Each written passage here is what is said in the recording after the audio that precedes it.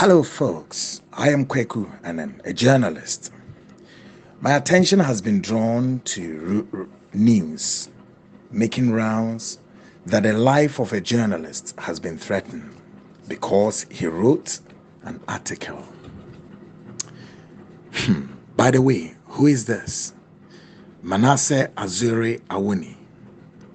First of all, I join all voices to condemn such act of irresponsible in any attempt to harm a journalist. However, there are some fundamental steps that beg the questions. Has Manasseh make any official report to the police before jumping into the court of public opinion? Why did Manasseh choose the court of public opinion to file his claim and let it sound as if the institutions mandated to deal with such situations have their hands tied at their back, and therefore he's in a helpless discomfort situation? Again, after all this move, what time did he realize it's imperative to call on the director of CID, Mr. Kenyeboa? And what time did he call? Manasseh Awuni was given an official email address to forward his claim into. Has he forwarded it? And what time? And what type of an article that has warranted this seemingly threat on his life? Well, I have not yet ruled out the possibility of the threat, but also not discounting the possible smear campaign against the new administration to be captured in its 100 days period of focus, as the conspiracy ploy is fast emerging, interestingly enough. Some group of journalists in Ghana have always behaved as if they are either above the law or above reproach, because they are the gatekeepers of our institutions and therefore must be allowed in their control freak. I would not believe Manasseh's 10 years in journalism if he wants to reward his listeners and readers would be until he engaged in a smear campaign full of propaganda, falsehood, fiction, and fake news.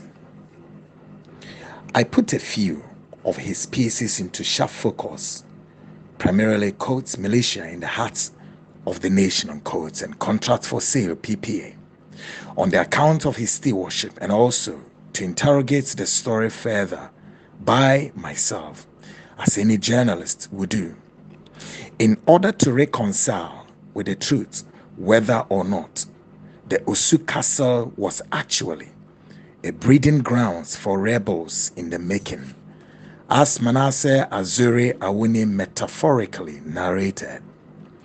But unfortunately, Manasseh Awuni took evasive posture driven when questions were put to him to clarify the 22 minutes 36 seconds documentary he claimed was produced in 6-month period together with multimedia.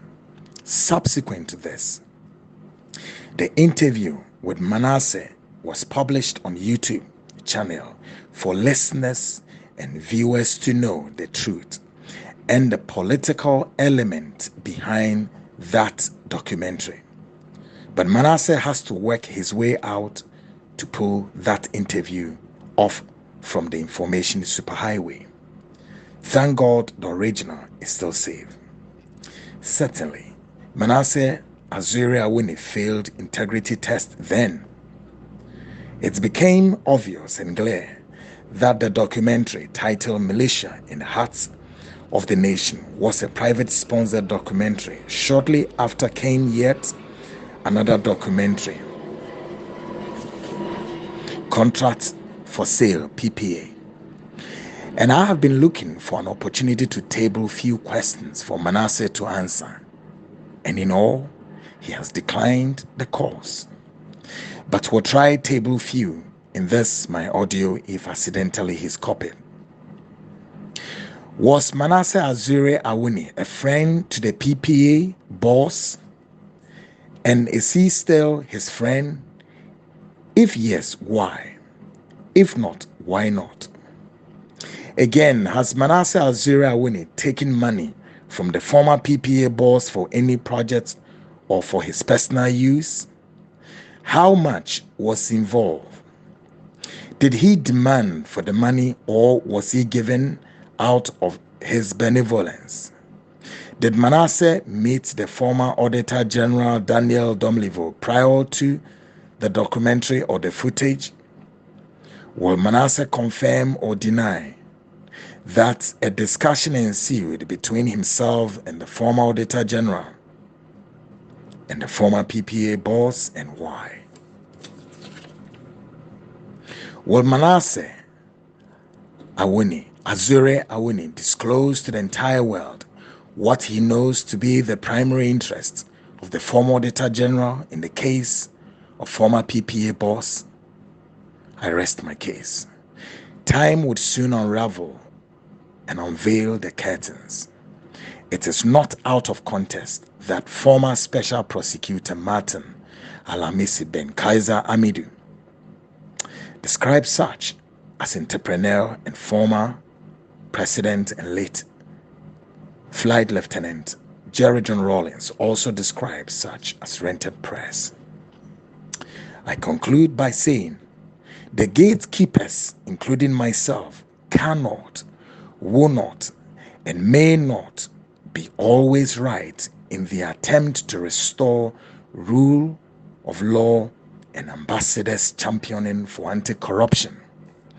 By the way, may I ask, has the media been corrupt? Can the media be corrupt? Can the media potentially be corrupt? Your guess is as good as mine. I challenge all and sundry, those who are preaching equity. I am waiting to see their clean hands in 2021. The saying goes, practice what you preach. I urge the police CID to carry out a full-scale investigations into this, but nevertheless, may I not predict that the police CID may end in the household of Alice of Wonderland.